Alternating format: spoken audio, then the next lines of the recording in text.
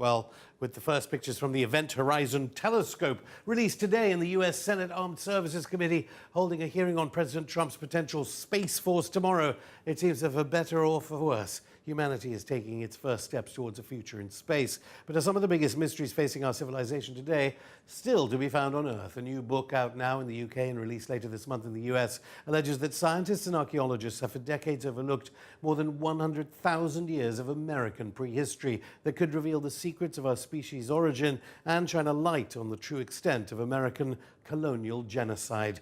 The book is America Before the Key to Earth's Lost Civilization, and its best-selling author, Graham Hancock, joins me now. Graham, welcome back to Going Underground. I've got to ask you, we've been told for years that there's no point, really, from an archaeological perspective in talking about the Americas. Why is this book so big, America Before? Well, you see, it was a long-held view. It's unfortunate to say this about something that defines itself as a science, but archaeology is very dogmatic. And it was a dogmatic view held for more than 50 years, from the 1960s right through until past 2010, that the first human beings to enter the Americas had come in about 13,400 years ago. Across to Alaska. Through Alaska, through the Bering then land bridge and into North America and then into South America.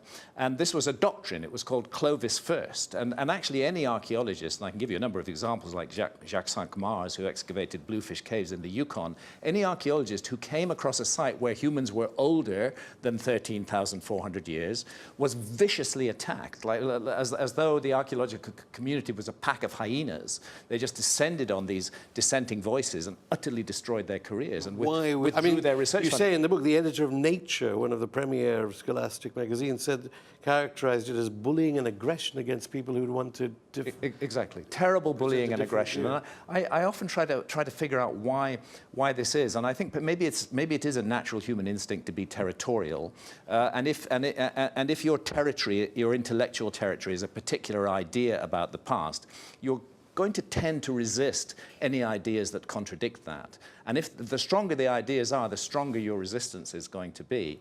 And this, unfortunately, is the case, that for more than 50 years, evidence of humans in America much older than 13,400 years ago was simply dismissed, and anybody who attempted to go that way would not get research funding and would be ostracized by their colleagues and literally have their lives ruined. And this is most unfortunate, and it's not how science should proceed, because we now know that human beings have been in the Americas for tens of thousands of years before 13,400 years ago. In fact, the latest evidence puts them back more than 130,000 years in the Americas. And what that says to me is, if they were saying before that humans didn't come until 13,400 years ago and nobody should look, nobody should dig deeper, now we know they were there 130,000 years ago. That's more than 100,000 years of the American story that has not been told entirely because of the dogmatism of archaeology. And now reluctantly they're having to accept, all of the institutions are accepting, well, we're sorry, we got it wrong. But it's not just a matter of getting it wrong. It's a grave responsibility to be the profession that interprets the prehistory of humanity to the modern world. And it's a betrayal of that responsibility to be so dogmatic and to refuse to consider any possibility which doesn't fit with one's preconceived notions. And, you know, the net result is that we're left with 100,000 years of North American prehistory, which has been completely unstudied, and they're only now beginning to study it. And the evidence that's coming out, both in North America and South America, is absolutely stunning. All the old preconceptions are being Who benefited, though, apart from this professional class of archaeologists? And I know it's very multidisciplinary, this book, as you are saying, not just archaeology, genetics, biology, yes, but and also... the new science in genetics is one of the things that's breaking the logjam, because genetic evidence is coming up which can't be explained by the pre-existing paradigm. For example, the pre-existing paradigm held that human beings had only entered America one way, that they'd come up through North Asia into Siberia, across the Bering Straits, which were then a land bridge, down through North America and on into South America. The problem that DNA has thrown up is that we have a very strong genetic relationship between Australasians, Aborigines and Melanesian people from Papua New Guinea, and certain tribes in the Amazon jungle. Now, if you could find that DNA footprint in Central America and in North America as well, it wouldn't challenge the existing dogma. But you can't. You only find it in the Amazon, and that rules out any possibility that they could have migrated through North and Central America to get to South America. They had to have crossed the Pacific Ocean. And furthermore, because very ancient skeletal material has been found containing this DNA, we know that this happened during the last ice age. And this is horror for archaeologists, that humans could cross an ocean like the Pacific during the last ice age. They regarded it as absolutely impossible. Graham, I'll stop you there. More from Graham Hancock after this break.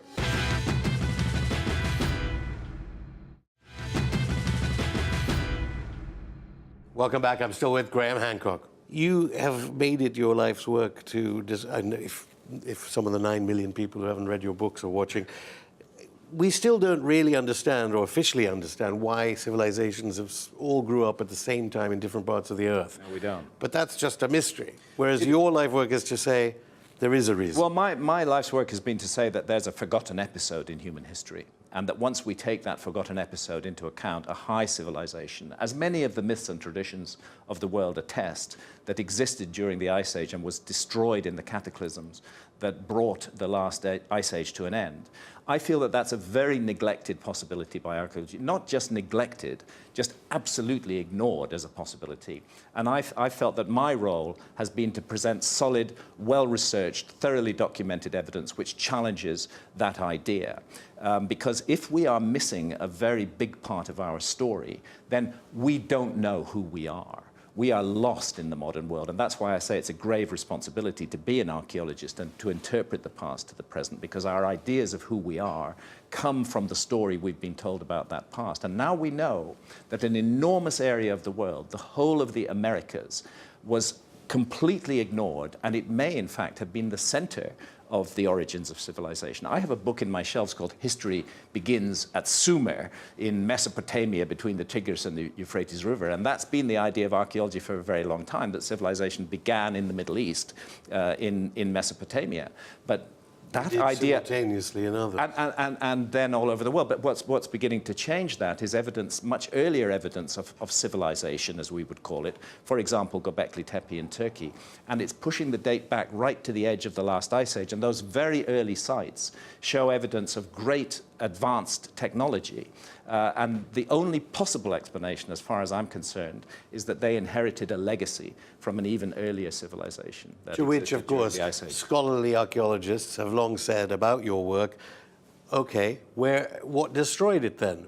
But yes. Now new evidence, which you go through in this book again, has emerged of what could have destroyed it, a comet. And again, yes, and the archaeologists hate this idea as well, but this idea is coming from more than 60 major mainstream scientists, oceanographers, geophysicists, geologists, who've been looking at a very peculiar layer in the Earth that is called the Younger Dryas boundary layer. And it's also called the black mat because it's full of soot and evidence of intense wildfires burning. And right at the base of the black mat are all kinds of minerals and chemicals that can only in abundance be caused by a comet hitting the Earth. And that's iridium, that's melt glass, that's carbon microspherules, that's nanodiamonds, which are physically created by the heat and shock of the impact.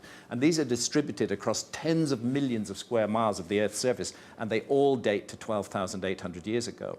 And undoubtedly there was a cataclysm then. Actually, nobody denies that, because that's the time that the megafauna went extinct. The mammoths, the dire wolves, you know, the saber-toothed tigers, the mastodons, they all went down at that time. And up till now, the explanation has been, oh, human beings must have made them extinct. Overhunting. Overhunting, although I cannot conceive of a single hunter-gatherer group that would willfully wipe out its entire prey animal. Hunter-gatherers are actually very protective of the species they hunt. They don't wipe them out. That's always been a bad idea, the notion of the overkill hypothesis. And now we have it's an environmental question at the moment. It also raises environmental questions, and then there are interests that people seek to protect in that area as well. But now we have this massive new evidence. They've been steadily publishing in major mainstream journals since 2007. The latest papers just came out a month ago in 2019, and the overwhelming mass of that evidence just is irresistible.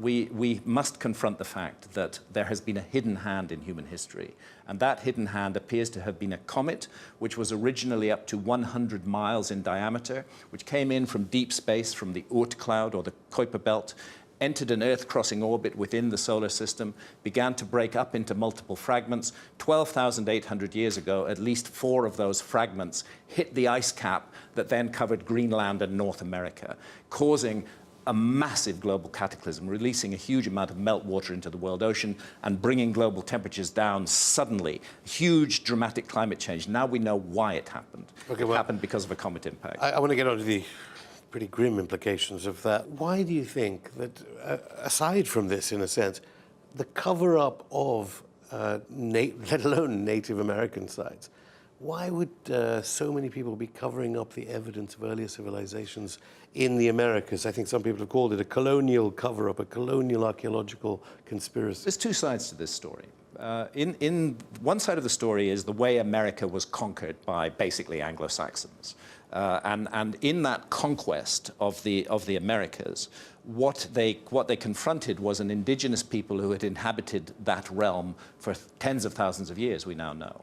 And the first thing they did was to attempt to exterminate them physically, to get them out of the way. And when that became objectionable, the next measure was to exterminate their culture, to rub it out, to pour scorn upon it, to say that it was of no value, that in a sense, the absurd and monstrous argument was that the Native Americans deserved what was done to them because they were supposedly not capable of any high culture. We now know that that's completely untrue, and that was a conspiracy. That was a conspiracy to destroy Native American culture and thus to legitimize the conquest and the massive theft of land. And it carried on into the 20th century with the so-called boarding schools, where Native American children, almost all of them, were taken away from their families. We've talked about hundreds of miles away and put in schools and taught that their culture was rubbish and indoctrinated with Western We've actually talked about them on this program, but I mean, in the book you say that you use the work of UCLA's Professor David Wilkinson, that the so-called Amazonian cities, yes. So London around the 16th century, 60,000 population, there were cities there. There were enormous cities in the Amazon. This is another piece of the new evidence that's overwhelming the old ideas. Because the old idea was that there were no humans in the Amazon until about 1,000 years ago, that the Amazon, although it's a luxuriant rainforest, has poor soils, and that it was impossible for human beings in large numbers to survive there.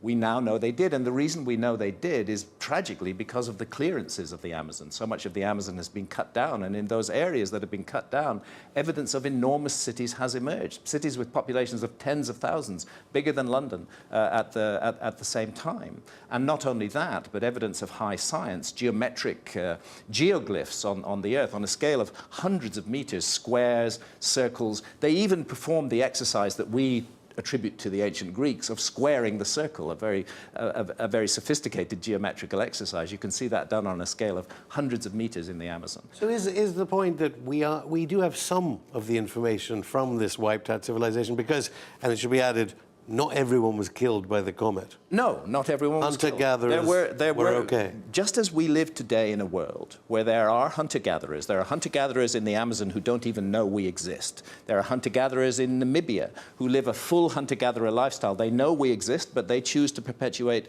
their lifestyle. They are coexisting with an advanced civilization, so-called, ours. And I suggest it was exactly the same during the Ice Age, that there was an advanced civilization on the planet, as many myths and traditions suggest, that it coexisted with hunter-gatherers. But who survived the cataclysm in the largest numbers were not the members of the advanced civilization. Just as I believe we would not survive such a cataclysm today. We're not psychologically prepared for a disaster. We're the spoilt children of the earth. We are used to having clothes on our backs, roofs over our head, plentiful supplies of food in the supermarket. You stop that dead in its tracks, and within a matter of weeks there would be traumatic shock and chaos and disorder. People from advanced civilizations actually do not have survival skills.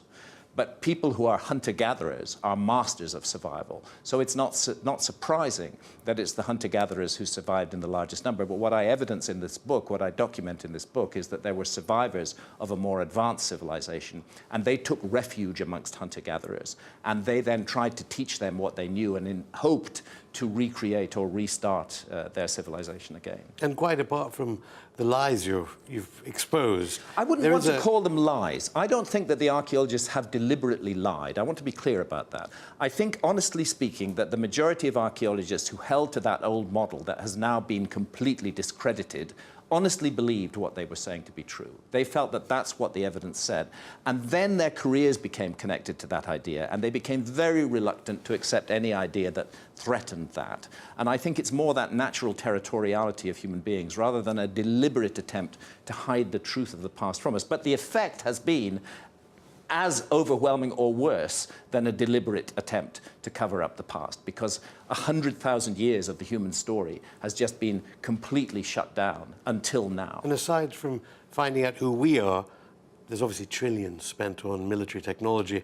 You think we should be spending on some kind of protection, certainly from... I certainly do. Things that can destroy us. I certainly do. It's one of the things that frustrates and annoys me, that we can create massive scientific endeavors. We can raise enormous amounts of money to fund weapons of mass destruction so that we can invent ever more sophisticated ways to murder one another as a species. But when it comes to protecting the Earth from environmental threats, when it comes to protecting the Earth from, for example, a comet impact, we're not interested at all. And the thing is that we could do that. And the key point that I really need to make is that that original giant comet that broke up into multiple fragments that caused a cataclysm 12,800 years ago, huge bits of it are still in orbit in the Taurid meteor stream, which the Earth passes through twice a year. And it is regarded by responsible astronomers as the most grave collision hazard facing the Earth at the present time. And it doesn't need to be gloom and doom. All we need to do is take all that ingenuity, all that money, all that power that we now put into weapons of mass destruction and turn it towards protection of the Earth. Because these events, when they happen, are world-changing. Do we really want to see the end of our civilization? Because that's what's in the offing, unless we do something about this. But the good news is we can do something about it. My goodness, the economic interests are already talking about mining asteroids. The technology exists to do that. You can mine an asteroid, you can move it. And just finally, obviously, if we get past October and the Taurids, then your work has depended on scholars coming out with paper after paper since you were last on. So much new information that has supported your original thesis. Yeah. What next, do you think? It's very difficult I think we are poised on the edge of what is called in science a paradigm shift. I think that the monolithic control of the past that archaeology has exercised is being eaten away by new sciences like genetics and indeed geology. And the result of that is that all the evidence that's coming out shows that the human species is much older than we thought, that their abilities were much more advanced than we thought, that whole areas of the world that have never been studied by archaeologists at all may have been the source of an advanced civilization in the past. The evidence keeps on mounting up. It won't go away. I keep thinking I'm finished with this story. I thought I was finished with this story in 2002 after a book called Underworld, and then Göbekli Tepe came along, and I needed to write Magicians of the Gods. And then after publishing Magicians of the Gods in 2015, there's just massive amount of new evidence from the Americas showing that the whole story of the peopling of the Americas were wrong, and that the Americas are full of cunningly designed, highly scientific monuments, geometry, astronomy on an extraordinary scale that speaks to enormously sophisticated people. Graham Hancock, thank you.